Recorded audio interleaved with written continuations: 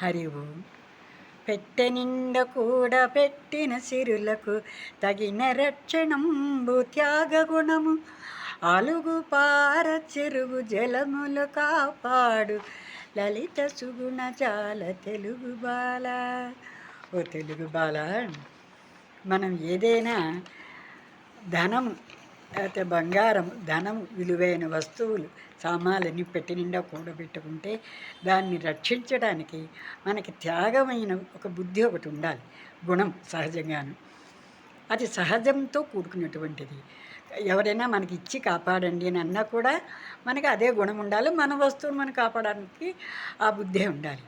అది ఎలాగానంటే పారి పారి పారి నీరు ఎక్కడికి వెళుతుంది? చెరువులోకి వెళుతుంది. చెరువులోకి వెళ్ళింది అంటే ఆ చెరువు అనే ఒక ఉన్నది కదే, దాన్ని కాపాడే గుంత, అందులోకి చేరుకున్నటువంటి నీరు ఆ చెరువే రక్షిస్తుంది సుమా.